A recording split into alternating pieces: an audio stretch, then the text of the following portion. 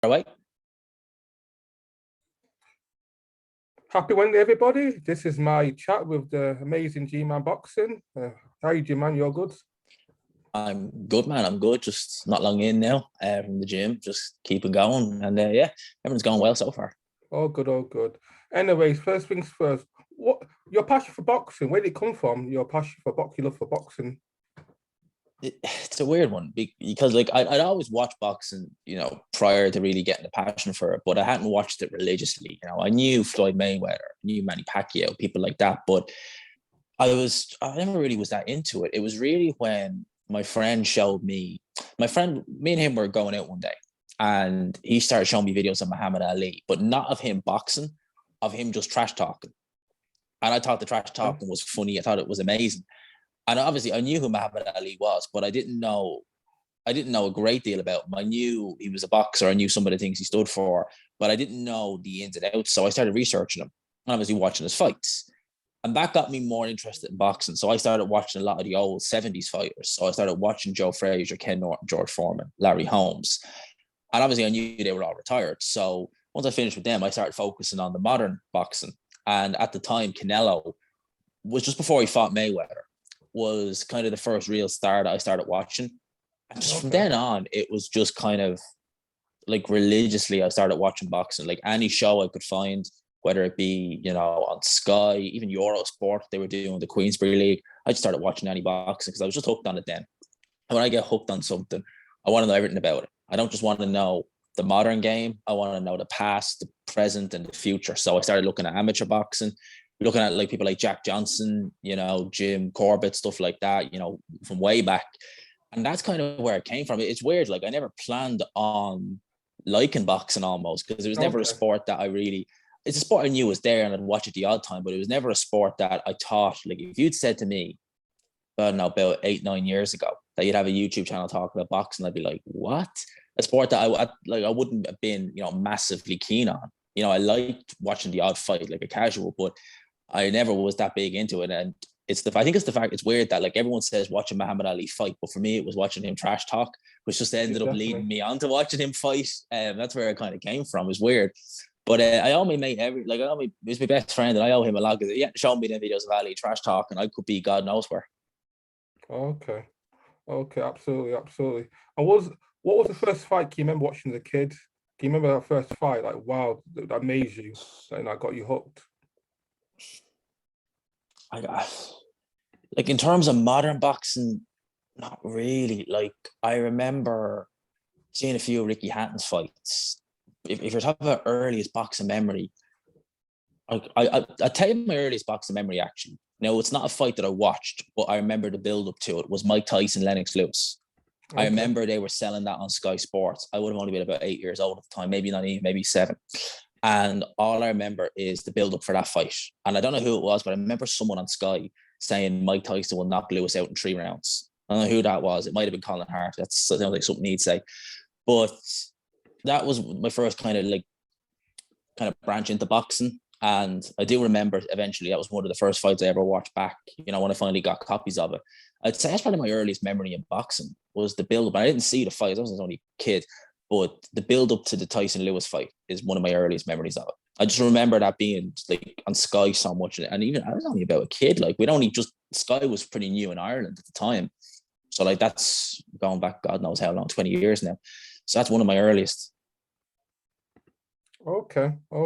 For me, my love for boxing came, me being from, Britain, especially Manchester, north of Manchester, me was Nas. I was obsessed with Nas as a kid. I loved Nas. I would think for trash talkers like him, Ali, Tyson, I love trash talk. I love people who rebel against the system. And that got me hooked. And I think the first boxing fight I watched was Tyson Holyfield rematch, the infamous bite fight. Yeah.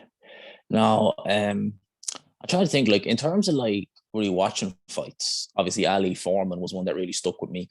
But it's weird, like I can't remember the first real fight I ever like properly sat down and watched. If I think about it now, it was probably like, it might have even been like, because in Ireland at the time, Bernard Dunn was kind of the next big thing. They were actually showing his fights here on terrestrial TV. It was probably on one of his undercards, like one of his earlier fights, maybe. or it might have been one sooner than that. But I can't. Honestly, it's weird. Like I could tell you about like the first time a lot of things, but I couldn't tell you the first time I watched I sat down and watched the fight live or anything like that. But the build up to Tyson Lewis is the one I remember. That's my earliest memory. Okay. And you're from Northern Ireland, is that correct? No, I'm from Republic, from Dublin. Oh, Republic of Ireland. So were you like, because Ireland has had a history of fight, were you a fan of Steve Collins, by McGuigan? Those fighters? They would have been like, not really. Well, not really even now, to be honest with you. Neither of them, to be honest with you. I would have only been a little kid at the time, and boxing in my house wasn't a big thing. Like in my house, it was football. It was GAA, which was the big thing. Where like in most parts of Ireland, especially in Dublin, that's the big thing. So that and F1 were the two sports kind of in my house growing up. We knew about, but like people knew about boxing. Like people knew, like my uncles and all would know Mike Tyson and all, but Steve Collins was not a name that would come up, nor Barry McGuigan, to be honest with you. Really in Ireland, like I don't remember, like Bernard Dunn and I can't remember his name, Darren Sutherland, were kind of the two guys who kind of got the ball rolling with Irish boxing. Darren Sutherland, it was tragic what happened to him, but it was really nothing in Ireland until like kind of them guys came along. And then I remember it kind of starting to roll. Then obviously we knew about like guys in the States and the UK, like, you know, Naz and people like that. But it was really kind of those guys who kind of got some of the ball rolling in Dublin, or in Ireland anyway, for boxing. Okay. And what made you start a YouTube channel? What made you take your passion, love for boxing, and made you want to become a bit of a boxing YouTuber and like that journey? Yeah, it was a weird one. It was a real weird one. Obviously, like I started. Well, I never even intended to find like boxing YouTubers to listen to. I remember it was Vladimir Klitschko when he fought Pulev, and I was looking for highlights of that because I watched it on Eurosport and I wanted to watch it again. And I remember clicking on one of Hatman's videos, thinking it was highlights, and hearing this like London accent with kind of a mix of kind of a Caribbean. I was like, who is this guy? And I was like, he's not showing the fight, but he kind of took us in with his voice. And I ended up thinking, okay, videos. I ended up starting listening to other YouTubers then. And I was like thinking, like, even as far back as like 2014, 2015, I reckon I could make a channel, but I didn't know how to make or edit videos at the time. And I just kind of thought, and no one would listen to me anyway, so I'll put it on the back burner. And then going into 2018, I kind of was thinking, like, why don't I? Because I wasn't, what I studied in college, I wasn't doing anymore. I had no real kind of career progression or anything like that. And I remember like being at Tyson Fury against Pianetta. And where I was sat was near press row. And I was looking, I was like, I'd love to be down there. Like, not in the ring, because I knew I was like, my boxing kind of attempt to box didn't go too well. But I was looking at press row and I was like, I could do that. I reckon I could. And then I ended up getting let go from the job because the company was downsizing. And the day they told us that we were letting me and a few other staff go and we had 6 weeks to get a job, I just decided, why not just make a YouTube channel? Like, what people are going to listen to it or not? And if you don't know, you'll never, if you don't try, you'll never know. So I made one. I think the first video I did was about Joe Joyce, because there was talk about him fighting Nick Webb on the Parker Whyte undercard a few years ago. And I remember just doing that. And for the first few months, I didn't really take it serious. It was just kind of there. I wasn't really doing anything with it. But obviously 2019 came around. I said, right, let's make a go with this. And here we are, like we're over 6K subs. So I don't know what I'm doing, but I'm doing something right. I must be doing something right. Absolutely. For me, my influence in terms of YouTube boxing was Boxing Talk with Ade. He was a major influence.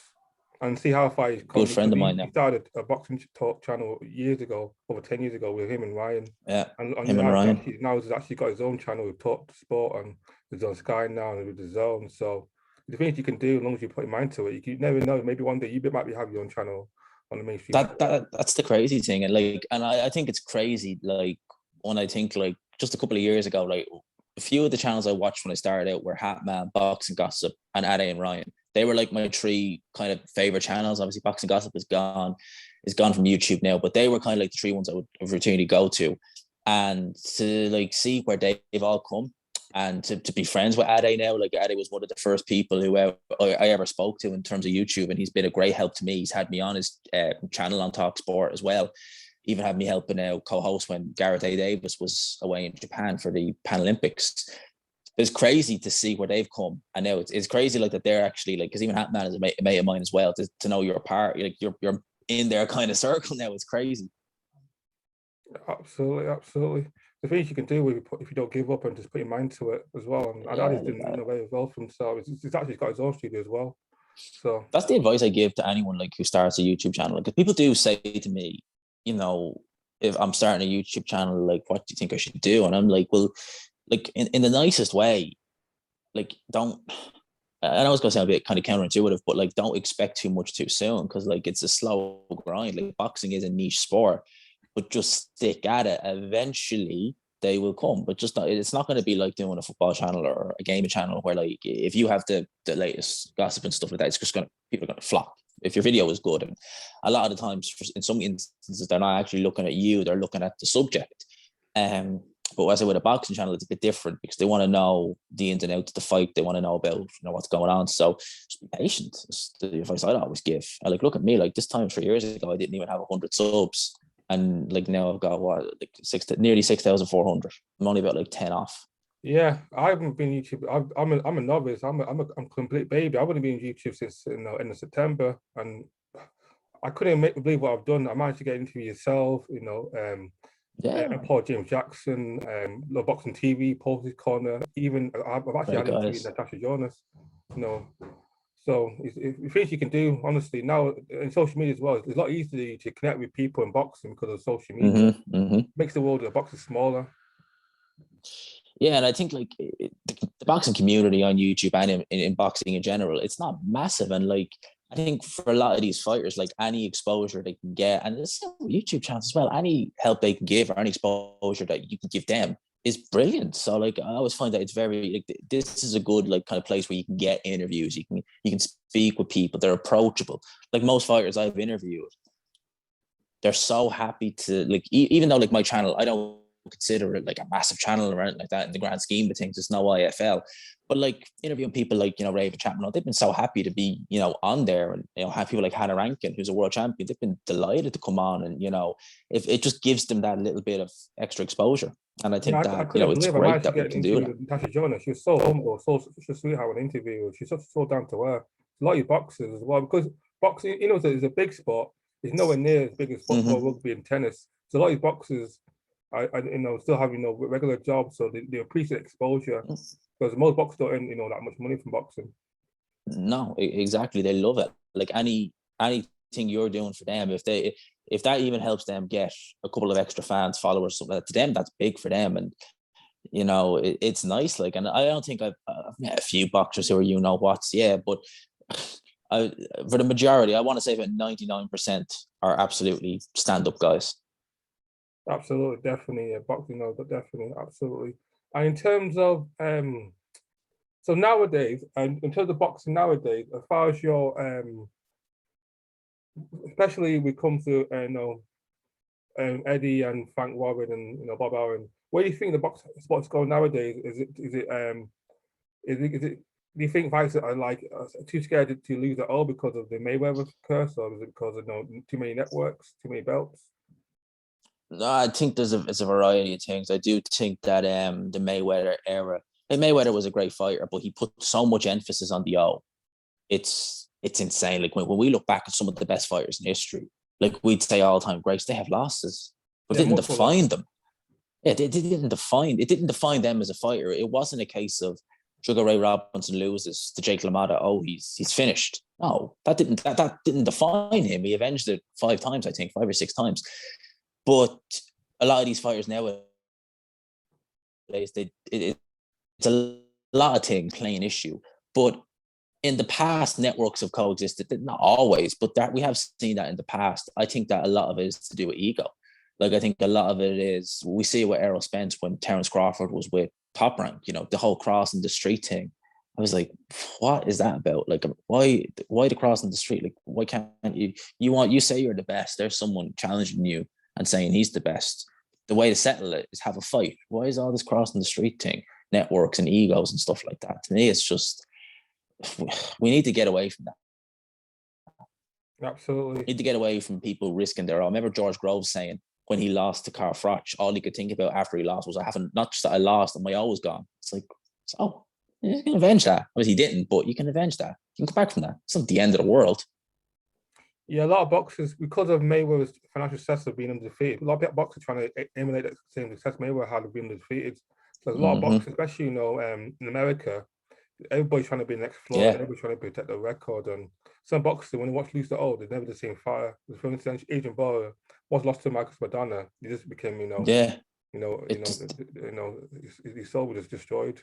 You know, same fighter. It's crazy. It's crazy, isn't it? Like, I mean, like, and that's a perfect example. Adrian Broner, when he lost that, he was just, it was like everything just left him at that stage. Like, and I think people like to say, Broner was a good fighter. Like, he was a good. If you go back and watch him when he was up and coming, he was a good fighter. Yeah, I know he's in the wrong way. Exactly. Like, I think he didn't help that he went away too far to welterweight, way too far. But still, when you looked at him at like lightweight and 130, he was a good fighter. Okay, but it's not like this guy was he won 4 weight division world champion.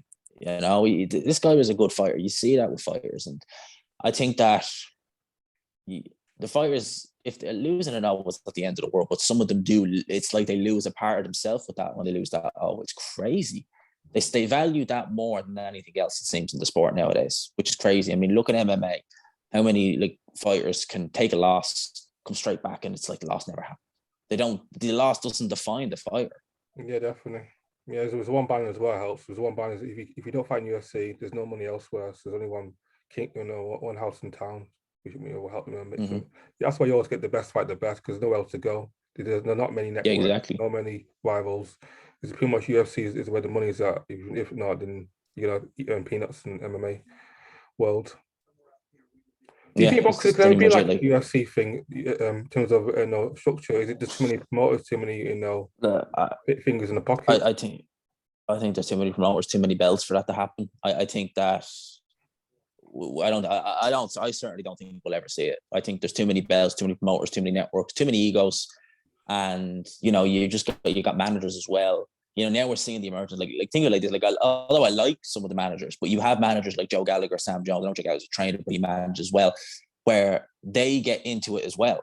So it's not, you think of it like you've got 2 networks, you've got 2 promoters don't like each other, and now you have managers who are having to go with the promoter for their fighter, and the fighters might have egos. Well, so there's so much going on. It's like just a pyramid of just egos and clashes and stuff. So I just don't see that changing anytime soon.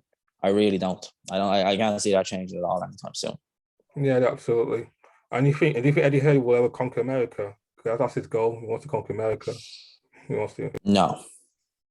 I think he went into America the wrong way. I think he went in with acting like he'd arrived and had conquered it before he'd even had a show. And I think that rubbed a lot of them up the wrong way over there.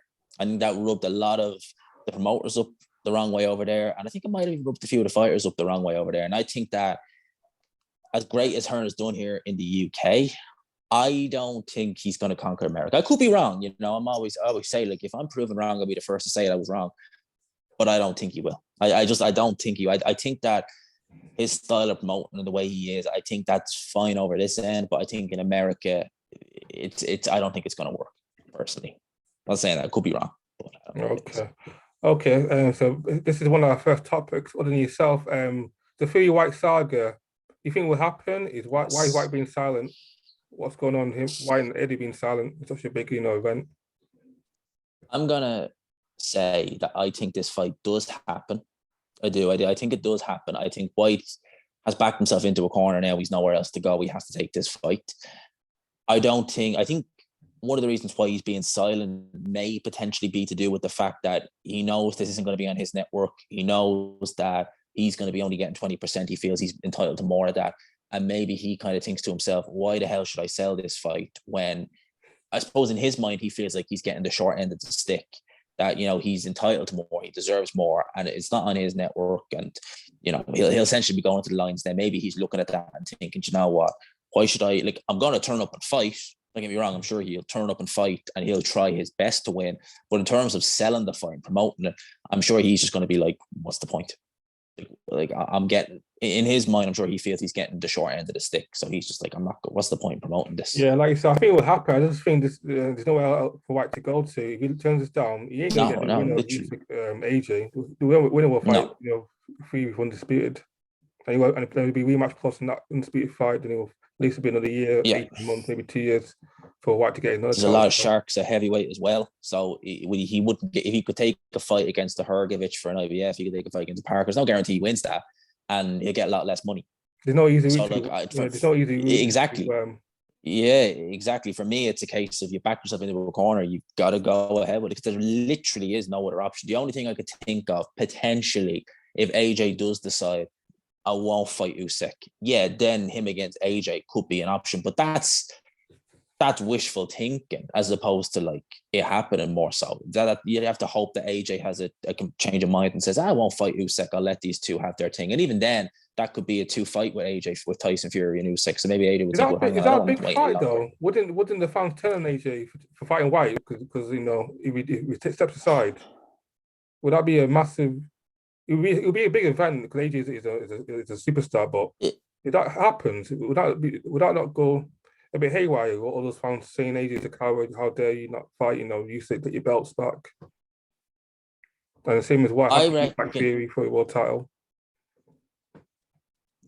I don't know. I have a funny feeling they'd probably give him a pass on that one. And especially if he's going, he can sell it like he's going in there with Dylan Whyte. I'm sure Eddie Hearn will put a spin at the guy who couldn't get a world title shot. And I reckon if it's a good fight, they'd probably give him a pass on that.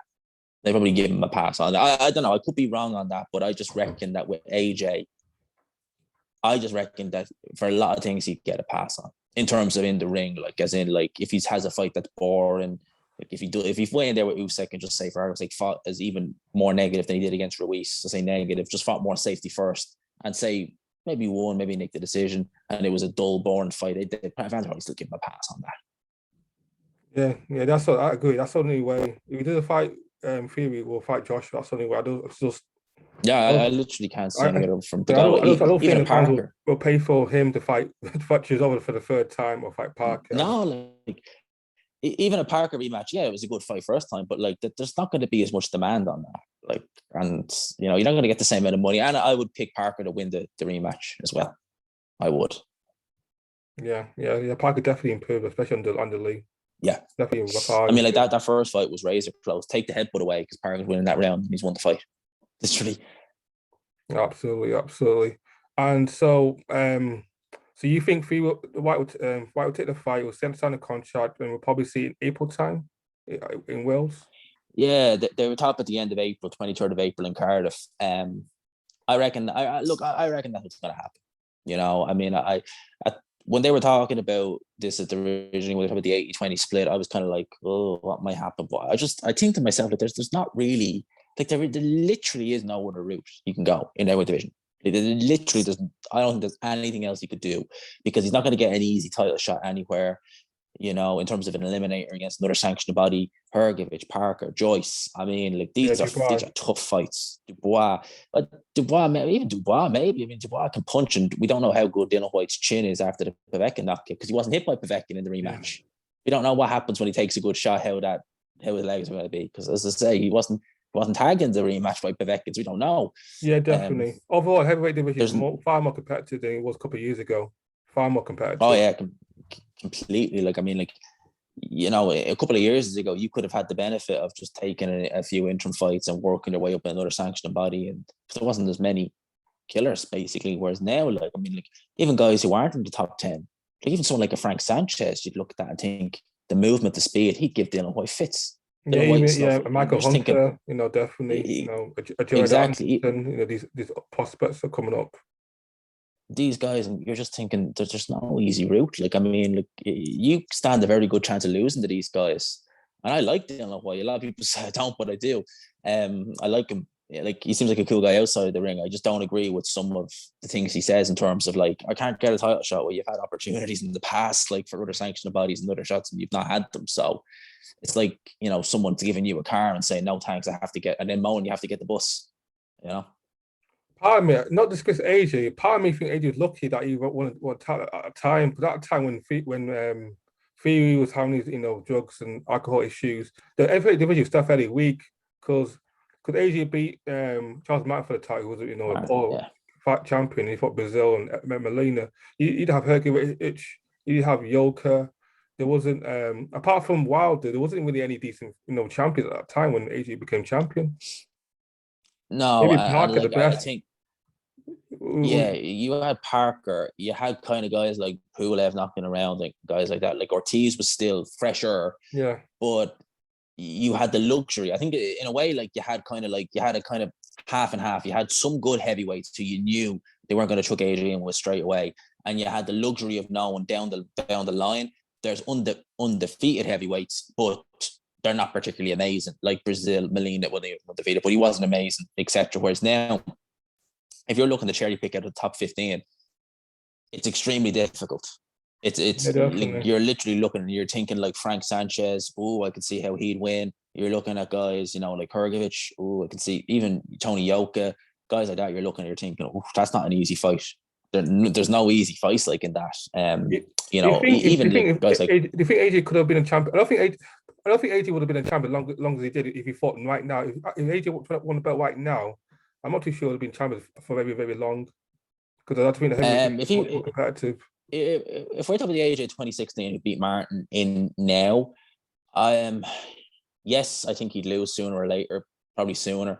To who I don't know, because heavyweight boxing, like I could look at Frank Sanchez and say, stylistically he is, and I think he is, stylistically he's going to give AJ fits. AJ could beat him. And you could go in there with Michael Hunter, and I could say, oh, well, like Michael Hunter, yeah, he could be a bit awkward, but he beat Frank Sanchez and Hunter could get the win. That's the way heavyweight boxing is. That's why I love it so much, is that you just don't know. But like when I look at today, like compared to like 5 years ago, it's great, because even 5 years ago, we were saying the heavyweight division is better now than it was the 5 years prior, which it was. Even 5 years ago, it was better than the Klitschko dominance, But now, like, we're getting consistently good fighters, and we're looking at cruiserweight, and we're getting good fighters moving up from there, like Gassiev. So, I think the heavyweight division, touch wood, for the next few years is in safe hands. And we'll look at guys like Anderson coming up. Yeah, definitely. And we've got to know like Fraser Clark as well. He just turned pro, so definitely got some talent. That definitely is better than ever. Definitely most competitive since the 90s, in my opinion, heavyweight division. Oh yeah. I think people I think kind of maybe don't give these guys enough credit. I think these guys are all very, very good fighters. They all are, and like any fighter has the ability to beat another fighter in the heavyweight division. I don't care who it is. Like, I mean, like you could say Deontay Wilder's finished, and you could put him in with Joe Joyce. Joe Joyce has a great chin, but Wilder has a tremendous right hand. I wouldn't rule out him. I'm sure he'd hurt Joe Joyce if he hit him with that. And you could go from being finished to, oh, you just beat the number one ranked WBO challenger. There you go. It can happen. Absolutely. And so anyway, boxing was unfortunately closed in January due to the C word, but boxing's back on with Eubank and Williams on Saturday at Cardiff. What do you think of that fight, and how do you see that fight going? I'm looking for a great fight. I like this fight. I really, really do. It's interesting, right? I don't think Eubank under Roy Jones. I see what he's trying to do to get him to box more, but I just think Eubank is just caught between two styles. The thing is, though, if you had said to me the Eubank who fought Yildirim versus Liam Williams who fought, we'll say, Demetrius Andre, Eubank all day. Probably stops him. But I don't know if we're going to get that. I don't know if Eubank's going to box, if he's going to mix it up. Okay. And now Liam Williams is with Adam Boot. And Adam Boot is not really a guy who teaches pressure fighting. He's more of a swarming. He gets his fights rely on athleticism, tries to keep it at range. And I'm just thinking, is Liam Williams going to box? Because if you use a jab against Eubank Jr., he's not great at, when you give him a good jab, he really doesn't have much to answer to for it. He struggles to close the distance. He struggles to cut the ring off. So I'm just wondering, is Liam Williams going to play a boxing game with Eubank Jr.? Maybe kind of take him out of, I'm sure maybe he's expecting Liam Williams to come at him. And if he doesn't, then, maybe he'll be kind of trying to like think on the fly what's going on. I've seen Eubank Jr. as well with times he's not great at that. Against Billy Joe, it was really because Billy Joe was slowing down was why Eubank was able to have a success early on, because Billy Joe only, I think, trained for about 6 weeks for that fight. So it's interesting. I'm still picking Eubank to win. I think he's going to win it on points. Yeah, I agree. But I don't think Eubank has I'm intrigued. Williams. No, No, I think that if he does stop with the accumulation rather than an actual clean stoppage, I think it could be just a case of maybe referee jumping in or maybe the corner stopping it. But I'd be very surprised if that happens, to be honest. I'd be very surprised. I think we're more likely to go for Eubank on points. And I think it's going to be a reasonably competitive fight. Like, I'm not expecting like a 120, 108. I think we could see maybe an 8-4 or maybe even closer than that potentially. Yeah, 7-5, yeah. Yeah, exactly. Eventually. Yeah, definitely. This is definitely make or break fight. Whoever wins potentially has a title shot, but whoever loses, yeah, unfortunately. I mean, like, it really is kind of at that stage, because you kind of think like if say like Liam Williams loses, what you've lost a world title shot to Busandre, you've now lost to Eubank Jr. With Eubank Jr., he's not getting any younger. I think he's 33 this year. Yeah, and you're just like, mate, like you are not, like, even when he was at 168, he wasn't fighting massive 168ers until he fought George Groves. I look at them now, man. They are literally like light heavyweights. Yeah, they are huge. They're absolutely massive. I look at some of these guys and I just think, like, how are you doing 160? You're huge. Like, even guys like Caleb Plant, like, they're huge at that way, and just the size difference is just going to be too much. They're definitely much bigger. Yeah, I can't. Was it Gilberto Marius? It's like heavy. Yeah, man. He's like heavy. I don't know how he ever did it. Jesse Hart as well. When I looked at him, that's a light heavyweight, and he's weighing 168 pounds. Like, how in God's name are you doing that? Yeah, definitely, and definitely, absolutely. He would definitely be a good fight. I think Eubank will beat him on points. He'd definitely be a good scrap. And the one thing I'm thinking of, Eubank Jr. is lucky Billy Joe is still maybe talking about coming back, because I reckon even if he loses to Liam Williams, people would still be interested in that fight. Yeah, definitely. Just because of so I think Eubank has more options if he loses than Liam Williams. If Liam Williams loses, I mean, like, I just don't know what he's going to do. Whereas at least with Eubank, the Billy Joe is kind of always going to be there. If Billy Joe wanted to come back and have a cash out fight, if they both wanted a cash out fight, it's there, because I'd watch it. People would still watch it. Yeah, definitely. The two guys so loud in the brace. And probably be on pay-per-view. They can be interested. It'd probably be on pay-per-view. Yeah, exactly. Definitely. It's on Sky. Exactly. And there's across Atlantic, Keith Ferguson versus Marius Barrios. That fight is combat fighting over 2 years on pay-per-view. What do you thought? What's your thoughts? I liked Keith Thurman so much when he was coming up. I really thought he was fantastic. It's like after he beat Garcia and won that unification, it's like the hunger left him, because he had injuries, but he wasn't, like, 2017 he wasn't injured, and he wasn't in a rush to have another fight that year. And then he got injured in 2018, missed the whole of that year, didn't look good against Lopez, lost to Pacquiao. And, like, you could say what you want about 2020, 2021. There were still fights happening. Errol Spence fought, Crawford fought, Garcia fought, Porter fought twice. There's no reason why he couldn't have fought then. And it's going to be over 2 years now. I mean, like, to put it in context, the Garcia fight will be 5 years in March. He's had 3 fights in 5 years. That is just, and he doesn't blow up crazy between fights, but he's not looking exactly slim between fights. So how easy is he going to make the weight? I really think he needs to beat Mario Barrios and beat him well, because this guy got knocked out, stopped Mario Barrios by Tank Davis, 135 pounder. He's now up at welterweight, fighting Keith Thurman one time. And if Keith Thurman doesn't win this, he doesn't win well. So if he wins this on points, I'm like, man, I'm done. Me too. He has to stop him. He has to knock him out. He has to. If Keith Thurman does the... sorry, what were you saying? I was to say, if Keith Thurman does the whole run time, as people call him, I still like to call him one time, and he just tries to win it on points, then I'm done. Absolutely. Do you think Thurman fights Crawford in the summertime? Or if he beats him, I think there's a good chance. I think there's a very good chance. If Terence Crawford signs to the PBC, or signs with, one of the promoters who works with, like Al Hayer, like Mayweather or someone like that, I reckon we could have Eubank versus Spence and Thurman versus Crawford. And obviously they'll try and do them fights close together. Like a tournament for Undisputed. Exactly. Yeah, exactly. I could see them doing something like that. So they have Spence, they might do Thurman Crawford first, then Spence Eubank, and obviously the goal is Crawford Spence and do that at some stage later on this year. I reckon that's the goal. I can definitely see the winner of UGAS and Spence fighting Thurman late in the year. Definitely, if Crawford or that if even if Crawford is signed it to depends BBC. It depends on Crawford's emotional situation, but I'd be very surprised if he didn't. To be honest, mate, I'm very surprised. I just don't see. It just seems just so logical. Like you want Spence there, he just go there. Like it just seems so logical. Is he not managed by MTK now? Crawford. I heard Crawford. I don't know. I'm not 100% sure if he is. It's the first I've heard of it, but it wouldn't have shocked me. A lot of fighters, even from the States, are going to MTK. Okay, yeah. And isn't Adrian Bonus signed with Eddie Matchroom now? Not too sure about that. I think he's got issues. He's got a lot of issues now with PBC now. Apparently, apparently one of the reasons why he's bought because apparently Ahim owes him $10 million, and he had a lot of disses against especially against what's his name, LLB, and how he treated him. LLB, yeah. With Mayweather Promotions and PBC. I know. I knew him that they weren't on the best of terms, but I didn't think he'd left anywhere else. Now, I wouldn't. If he goes to Eddie Hearn, obviously, I wouldn't be surprised at all. They want to make Conor Benn and Adrian Broner, so it makes sense from that point of view. But I haven't heard anything about him signing yet, because Eddie Hearn's normally quick to put that up on Twitter. Especially big name like Broner, definitely would be a major announcement quite soon.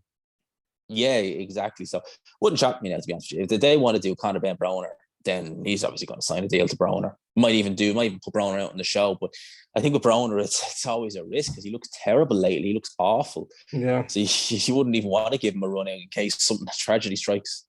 Who knows he can make 147 comfortably now. Is that out of shape? Literally, it's crazy. Like Broner has just been, it's crazy, mate. Like what's been happening. And it's just overnight. Like when he lost to Maidana, it was like just what happened? Just not the same man. I think he wanted to be Mayweather. He was so much hype. He was meant to be the next Mayweather. Unfortunately, he did a little patience. So that hype, got to him, and he couldn't handle it. The spotlight. Yeah. I think that's pretty much it. Yeah. Speaking about Undisputed, Katie Taylor versus Manchester Serrano, April 30th, Manchester Garden. Yeah, very excited, very happy. Yeah, man, it's a great fight. It's a great little fight. I think that Amanda's going to win. I think she should win it. Here's the thing, right? The only thing that kind of has me thinking otherwise is the fact that it's in MSG. Katie Taylor is loved by the Irish. There's loads in New York. And I reckon there's a good chance that, anything that it'll be a big turnout of Irish fans in there, mark my words. And, when someone lands partially and the place cheers, it can sway judges. I just think that Katie is just showing signs of decline. I've seen that over the last since the Pursuit fights took a lot out of her. Yeah, I think they took a lot out of Katie Taylor. She had a long amateur career as well, so I think she left a lot of herself in the amateurs prior to turning pro, but was just good enough to be even not at her best. She was still better than everyone else. But I think now at this stage, Father Time is catching up to her. Yeah, I think she'll lose the old to Amanda. I think she'll lose some points. Yeah, I think she will as well. I think exactly that. I think she will as well. I mean, like that last fight with Katie Taylor was in against that. Where is she from? Kazakhstan, Sharapova. Yeah, she looked nice. That was the only thing she could do. She couldn't box, but she gave Katie Taylor a hard enough fight. Which, if that was Katie Taylor of like 2016, probably would have stopped her. Speaking about Katie Taylor, is she that big of a star in Ireland? Is she that on the same level with Conor McGregor? Well, McGregor is not really liked here anymore, but Katie Taylor is loved. Like I mean, you just say that even if they don't like boxing, Katie Taylor, she's brilliant. Yeah, she is a massive. Yeah, she's massive over here. Absolutely, she's loved. She's loved by everyone over here. Because I did a video a month back about the rise of female boxing. Because I'm trying to think, who do you think is that person that could be the one that rises a female boxer that could make female boxers as popular as male boxing, that could take it to the next level, that bring that mainstream popularity to female boxing? Who do you think it's Emily Bridges? Do you think it's going to be Clarissa Shields? Who do you think that person will be? That's a hard ask. I don't think there is anyone who could take that at the minute anyway. I think that, in my opinion, the best of the best is Savannah Marshall. But I don't think, and I don't mean this in about, but I don't think she has the character to Yeah, draw personality, fans in. the charisma. Yeah, the charisma. She doesn't have that to draw fans in. She's a tremendous fighter, and I love watching her, but she just doesn't have that charisma to draw the people in. Bridges does, but There's look, talent, there's Bridges that boxing IQ of Kate Taylor. exactly like, I mean, her last fight was against that French girl Gangaloff, and a lot of people thought she lost that fight. So Bridges has the charisma. We need, like, so you literally will need someone with Bridges's charisma and And her sex appeal, traits. appeal. Literally, yeah, she need to look like that, and Well, with basically, actual yeah, talent, boxing IQ of a Kate Taylor. exactly. If you could get someone like Savannah Marshall, who was extremely pretty, with sex appeal, yeah, you will get a lot more in. But we have some of everything, but not enough to slam it all together. If you know what I mean. Yeah, we don't have enough to slam it all together. I And agree. I think we also are running the risk of overselling it to people, because I think that can happen. Like, if people want to have one female fight on a card, that's fine. That's absolutely fine. But when people are saying, like, oh, it should be this, and they're forcing it down you, you're gonna have that's gonna counteract it. It's like, I see it all the time. Like, if you look at darts, and there's a darts player called Fallon Sherrock, and all you ever see on Sky now is just people saying we do not like her. And it's nothing to do with her. It's the fact that Sky shove her down people's throats constantly. And it has the opposite effect. It's like, let her do her own thing. And if she's on, happy days. But even when she's not on, they're always showing it. And people are like, you are making us not like this girl. Stop throwing it down our throats. And I think if they did that, something like that with female boxing, where it's there, but kind of in the background, it's not being forced down people's throats, you'll probably actually do better than you would if you're just forcing it at people. Also, do you think the glove should be smaller and also be 3 minute rounds to allow for potential knockouts? No. I don't think it should be 3 minute rounds, but I do think they need smaller gloves. Yes, I do think that. I don't think having 10 3-minute rounds or 12 3-minute rounds is particularly safe, to be honest with you, for them. But I think, like, people would say, well, smaller gloves aren't safe. Well, if you look at an 8-ounce glove on a 135-pound man, and you look at it on a 135-pound woman, one of them looks like a mitt and the other one looks like a pillow. Absolutely. So I think maybe the size of the gloves would be a bigger help. Absolutely. Definitely. We shall see. It's come a long way since the day Jane Crouch. And no, it has. It's actually on Sky Sports and beat on as well as the Zone. So it's come a long way for your boxing. And this, and there are plenty of female fighters I enjoy watching as well. Like, there are some who are genuinely, like Savannah Marshall, in my opinion, is just fantastic. I mean, like, and she actually got power. She can knock people out as well. She does. Power. She is real power, and she's got correct technique, which just improves it. And every time I watch her, it's just like, damn, this girl is talented. I think she'll beat Clarissa Shields. I like that fight. I really do. I think she'll beat her. I think she'll beat Clarissa Shields. I do too. I think she not even knock her out. I think she can knock Shields out. I don't think that fight will happen later in the year. Because Clarissa Shields now signed to Boxer. And, I hope we get that. I really do. I like that fight so much. I really think it's a great fight. I really do. I just can't see any other way. I can't see any other than that. And the funny thing is, like, I've interviewed like someone like Hannah Rankin, who has been in the ring with both of them, and she thinks the opposite. She thinks that Clarissa's going to win, and she shared the ring with both. So I'm interested. That makes it more interesting when people who've been in there and they're like, no, Clarissa will win. I'm like, okay. No, definitely. Savannah's fight to win. If Savannah's an A game, she beats Shields. The only way she loses, like, she's maybe looks past her, doesn't take her seriously, undertrains, doesn't prepare. That's the only way she loses to I think having Peter Fury in her corner is a big help as well, because he's just such a good boxing brain. Like, you are just, he is, like, he's just, to listen to him talk boxing is just fantastic. He just gets it. And I think having him, Savannah Marshall is good. Having Peter Fury there, trainer along the way, that's a combination. Yeah, it took Savannah and helped to become a world champion. Helped to fulfill her potential. Because I think Savannah was wasted. She was signed to Mayweather for like a year or two. Yeah. She made her debut on the McGregor, when Floyd fought McGregor. That was her debut. She made her debut on that card. Well, she was only inactive. She didn't do much against Mayweather. I think she only fought maybe once or twice. She didn't do much at all with that now. And then she came back to the UK. She fought on a few MTK shows, and then I was with Hearn for a while. I think Hearn really missed the boat keeping her to Matchroom. I think he should have kept her, tried to keep her anyway. But I obviously she's a kind boxer of now. know why. I kind of know why. Eddie is good with certain fighters. Eddie promotes people who are already established, like a Derek Chisora or someone like a Dave Allen, somebody that got in-house fan base, or people who are great talkers. Because the reason why Eddie Bridge is doing well against a match because he knows how to promote herself well. While Savannah is very laid back, very quiet, and she's not a big name. Whilst Eddie likes big names, he likes people who are brands or people who know how to promote themselves. You pretty much hit the nail on the head there. He likes the brand as opposed to the actual quantity. So like you could have Savannah Marshall, who's one of the best female fighters, if not the best in the world, but Bridges makes more money. Simple as. Same with Chisora.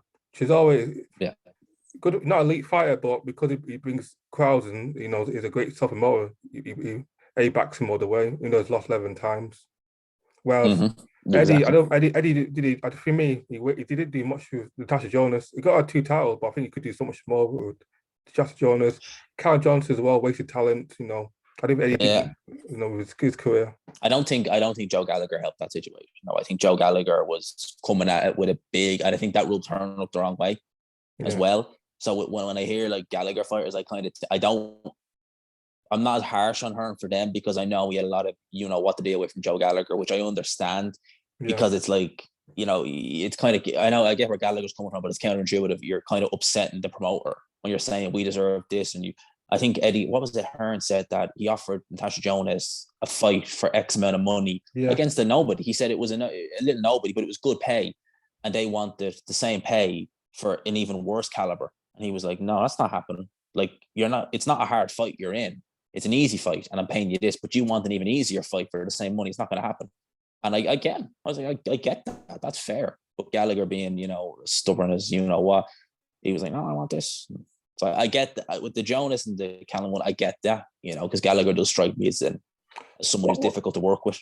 Speaking about Eddie, why do you think Eddie could never get the Brook or Khan fight on board? Is it because the Khan didn't want it? Would take, they want, Brook was a name for him to, to fight him. Why do you think? Because I always thought like that fight should have been really put by match, not by boxer. The Khan Brook fight when they're both in the primes. Is it probably down to Khan? Khan didn't want Brook, and then Khan didn't like Eddie either, because Eddie was dissing Khan a lot when Brook was when he was boiling in his matchroom banner. Yeah, I it's a tricky one because Khan did sign with Matchroom, so you did think like at that time the Brook fight was going to happen. From what I heard, there was an opportunity for Eddie Hearn to take the Khan Brook fight, when it was announced, like before it was on Boxer, obviously, but he didn't think it would sell. And obviously, I'm sure he's looking at that now, regretting it, considering how well it's doing, and it looks like it'll probably do well on box office. I don't know. Like, a part of me really does feel like Amir Khan. It was just that he wanted, as long as he could, to stake his claim to be the best British fighter in around that weight. And maybe now at this stage, he knows that him and Kell Brook, their day is done. They're not going to be. He can't say he's the best British welterweight in the world now. Not a chance. So maybe he's just thinking, you know what, I'll just take it. It's a big money fight. And there's a rematch clause as well. Yeah, there's a rematch clause as well. So I'm sure he's thinking, you know what, there's 2 fights there, big money fights. I'll take it. Why not? There's a rematch clause. Is it if Khan loses, is a rematch clause? Is it Brook loses? It didn't specify. It didn't specify to what end.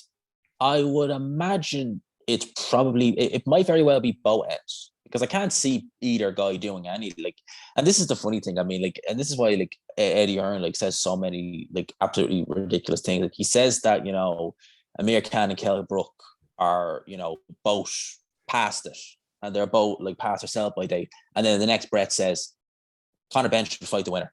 It's what? Yeah. Mate, come on.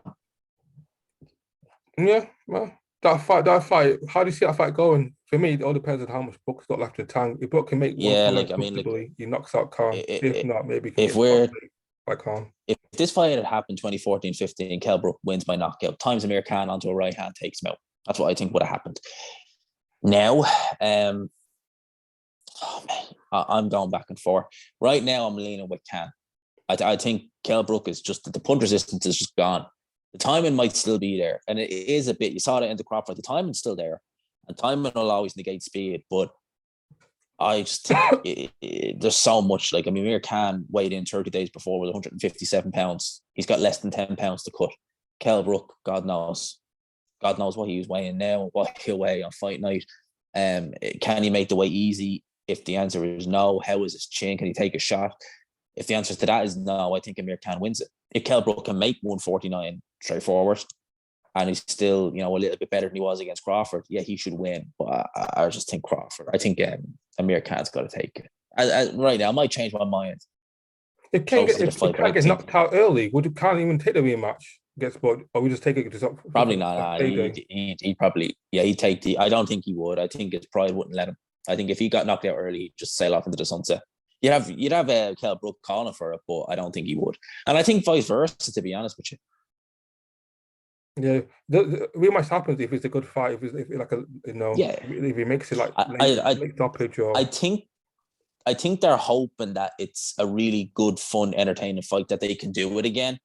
Maybe it's a close decision, or maybe it's a controversial stoppage or something. I think they're hoping for that more so than an early knockout, because no one really wants it. If it's an early knockout, you're not going to be clamoring for a rematch. Like, even as a fan, you're going to be like, oh, he got knocked out early first, and we don't want to see that again. If Khan wins, do you see Khan taking the Ben fight just for another payday, or do you think Khan will retire, call it a day if he beats Brook? No, I think he'll call it a day.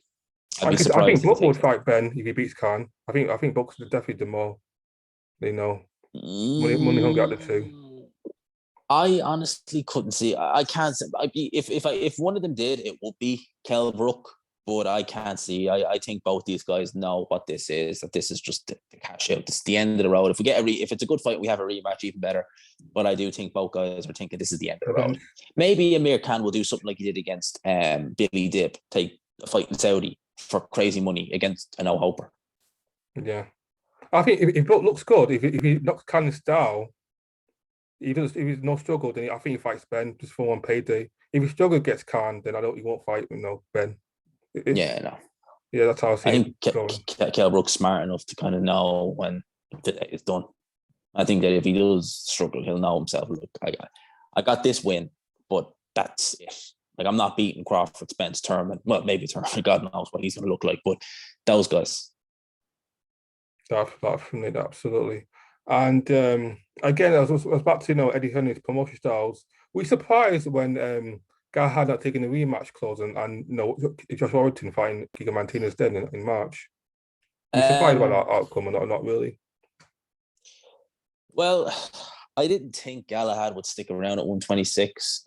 And immediately when I heard Josh Warrington, I was like, makes perfect sense. Like, from Eddie Hearn, from a business point of view, it makes perfect sense. Josh Warrington is a ticket seller. Like, I'm sure a ticket seller, exactly. Kid Galahad isn't. So I think Eddie Hearn probably would have been like, in the back of his mind, thinking even if Kid Galahad wanted the rematch, Eddie would have been probably saying, maybe it's not Eddie's choice, but I think he would have been trying to sway Galahad from taking the rematch, because he knows Josh Warrington win a world title. Like, that fight will do well in wherever. I think it's in the first arena. If he wins, he's got Lee Wood there. If Lee Wood gets through Conlon, unification, Ellen Road, Headingley, somewhere like that. Like, Eddie knows that there's still value in Warrington. Whereas Galahad could come back, he could keep going, he could win another world title, but there's not as much value in Galahad as there is Warrington. He's not a ticket. He's not a massive draw. He's not a ticket seller. I'm guessing there's a lot of people lost money when he headlined, back in, last year. Yeah, I'd imagine he definitely did. Eddie Hearn, Galahad is a good fighter. His style is not the most eye pleasing, but he is a good fighter. It's just he's just not got that charisma. I don't think Eddie. I think Eddie was happy. Part of me think Eddie was happy when Galahad got knocked out. I don't think Eddie Hearn really cared. I'm sure he wasn't. I'm sure at the time he was like, "Oh no, I've lost the world champion." Then probably was reminded he still got Josh Warrington, and Josh Warrington, IBF, and I'm sure then he was kind of like, "Oh well, this is actually a good thing." Eddie, because I was a bit surprised by his post-fight reaction, because Eddie Hearn seemed angry when Galahad got knocked out. He seemed very, seemed like, "Oh, look at what I'm doing, Martinez, oldest, Spanish world champion, Indian summer for Giga Martinez, guy in almost 40 years old." He seemed very happy for Martinez. I'm sure if it wasn't Warrington, I'm sure he thought there's guys that I have up and coming at featherweight who will Lee Wood as well. I'm sure he looked and thought, yeah, I've got bigger names that I can get you in there with who will beat you. And I think that's why he was thinking more so, because Galahad, as good as Galahad is, he definitely. couldn't. Because like every promoter, how he's fair. Because when Eddie, because when Tony Hawkbelly got knocked out by Usyk, Eddie Hill was distraught. I think he was in crying. Yeah, you could see it. Angry. Same way when Joshua lost against Usyk, Eddie was fuming. You could see the anger. Mm-hmm. And then when you see other fighters lose, like it's just a case of yeah. When Cash guys lose, it hurts. But when he's not so popular fighter loses, like man, another day in boxing. On to the next one. Literally, that's kind of his way, I think. Absolutely. I think most promoters are like that, to be fair. Yeah, everyone has a face, You're only good as how much you pay me. Like Bob Arum, you're not making me money. I don't really care for you. You just call for the time. That's it. That's exactly it. Speaking about Bob Arum, what do you think about his comments about female boxing? Not, no one cares about female boxing, and him, comparing, the Kate Taylor fight against, Oscar Valdez and Chico Stevenson.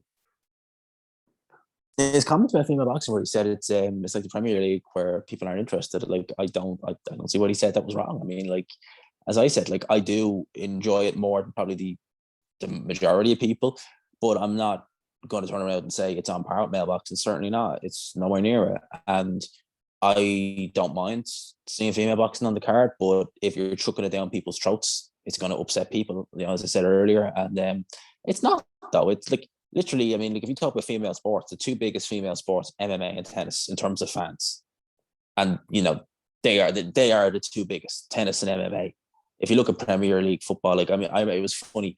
There was a game here in Ireland, and GAA is probably the biggest sport in Ireland, and it was between two females. It was on TV, and there was no restrictions, so you couldn't use the restrictions as a reason why there were so few in the crowd. There was none in place for that game. There was just none there.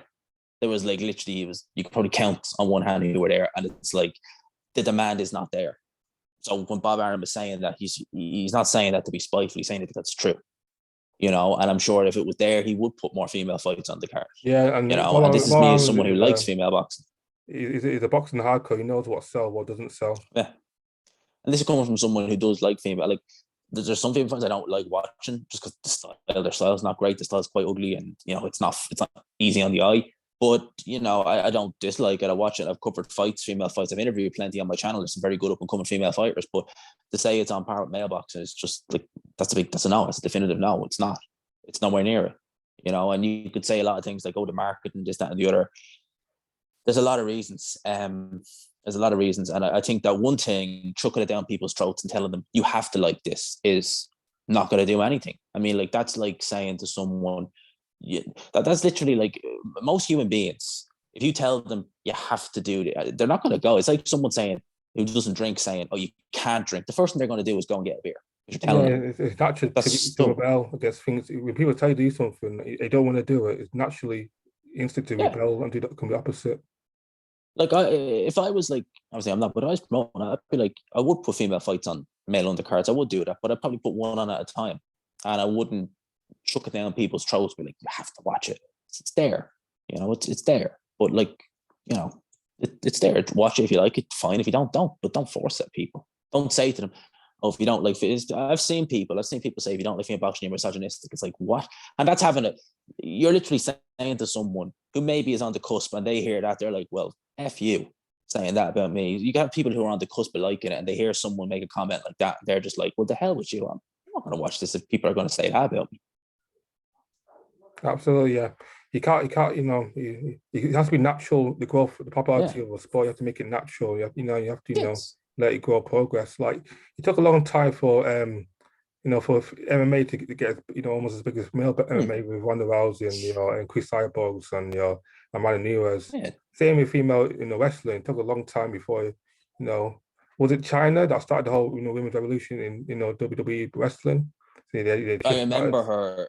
And I remember them, and then that was kind of it. And no one they didn't need to be forced down people's throats. People wanted to see them. Yeah, I think that's the thing that I keep going back in any, not just in boxing, in any kind of form of sport with females. It's like when you saw like big jumps in female sports, no one needed to force it at people. It just happened naturally. It was a progression. It just happened naturally. No one was forcing it. People like China because she was obviously wrestling fake, but she was believable. People liked her. They related to her. And, with Ronda Rousey and things like that, they watched her, they saw her character. She was a bit of a character, but she was also good at fighting. It was just natural. That didn't need to be forced down people's throats. Whereas now it's like, as I said, in darts, here's a darts player, watch her. And we're gonna absolutely S on her opponent and just talk about her. It's like people are not gonna like this person, not because she's not a nice person, but because you are absolutely pissing people off, saying it over and over. It's not natural. Trying too hard, overselling. One of the first things that you do in marketing is oversell a person or product or service. You never oversell it. For it, people, people's thought you have to make it natural. You have to exactly let them come to you. I think that's why, if you look at people who just sell a car, if they oversell it to someone, they're going to say, I'm not having that. It's the same way with female sports. You think that they'd know that, but obviously not. Absolutely, definitely, absolutely. And I'm trying to think of now. So female, are you thinking about going to any of these events? Are you thought about going to the Cambook fight? Yeah, I definitely will. You see, I like going to boxing for what it is. I kind of like going at one stage. At some stage, I like just going to boxing to enjoy it. But obviously this year I probably will go to a few shows. I have to pick and choose, obviously with time and stuff. But probably April, May, depending on the shows that are on there, I'll get to a few and hopefully get some media credentials to do some interviews. That's the plan. That's the goal anyway. Because I reckon it should be pretty straightforward to get them. Just depends on the show. Yeah, I think for me, I'm close. I'm that close to buy a ticket for Cambook. I think I'm going to buy it either tomorrow or Friday. So I'm pretty much set to go for the Cambook fight. Yeah, I'm thinking. I see. I normally go if I normally go as a fan, I normally go to small hall shows. If I'm going to a big show, I tend to go as kind of, I haven't been to one since 2020. 2019 actually was the last one was that one. But if I go to big show, I tend to try and go as Gman and to do the work for the channel. But if I'm going to one just as a fan, it's a small hall one. Because I like grassroots boxing as well, and you get a lot of good fights at small hall shows. Oh, I know. So Cambook pretty much set. I think 95% sure I'm gonna go to that fight. I might go to because I might be doing some work with Emperor Michael, Paul Jackson on YouTube. Yeah. He might be. We're thinking of going together to see Kiko Martinez, Josh Warrington fight because he's actually going to do some work already. That'd be a fun fight. In March, so I'm actually helping him out with the promotion for that event and do some YouTube work. So I'm also trying to. I might go to Whyte Theory. He happens in April. I might go to that, or definitely go to the UC Joshua rematch in May. If it happens in Tottenham again. If it happens in Tottenham again, yeah, I think because Cardiff, I'm not sure about how easy it'd be to get into the fight. But definitely if it's in London, no problem. I go to a fight there. I'll probably go to people told me you need to go to a Joshua event because Joshua event's like no other. It's like going to a spectacle. So I've never been to a Joshua event live. I've always watched him on TV. So I want to go to a Joshua event live and see. No, I've never been to a Joshua event either.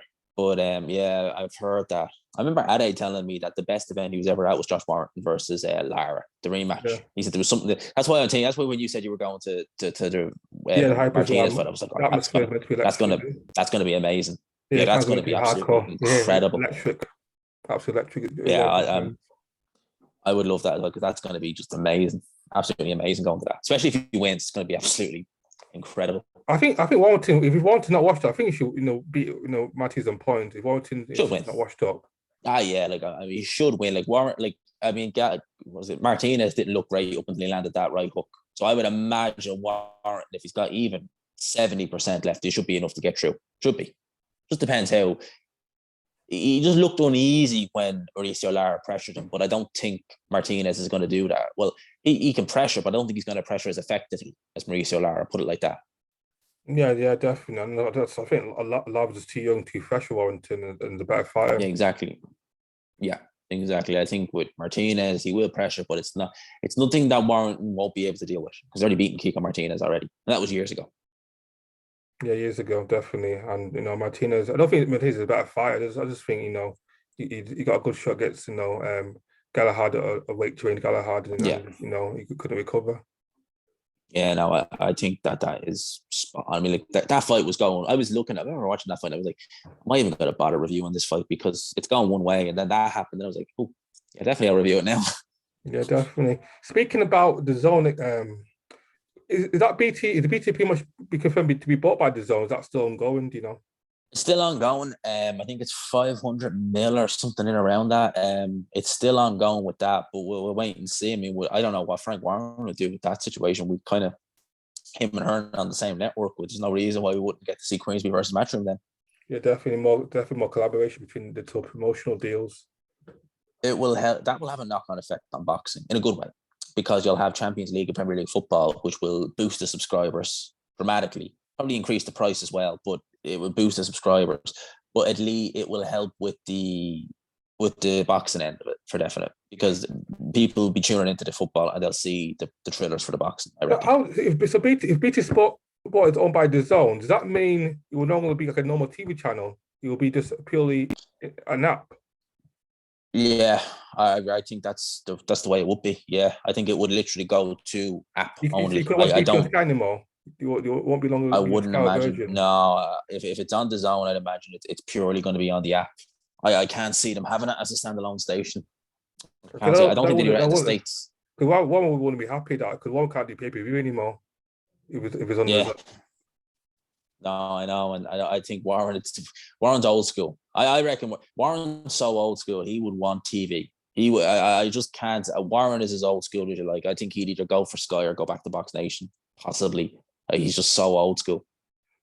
Yeah, I don't think if he goes to the Zone, I don't think he will last long in the Zone. It's just too old school, and we won't be the pay-per-view mod, especially we've still got Fury as a fire, and Fury's a pay-per-view. Yeah, if Fury retires, Warren is done like with the Zone, because it's a different landscape, it's a different game altogether. The Zone as opposed to what he's used to, and Warren is he's set in his ways. He is as old school as you like, and I just can't see that working. Like, I mean, De La Hoya works because De La Hoya gets it. Hearn works, gets it.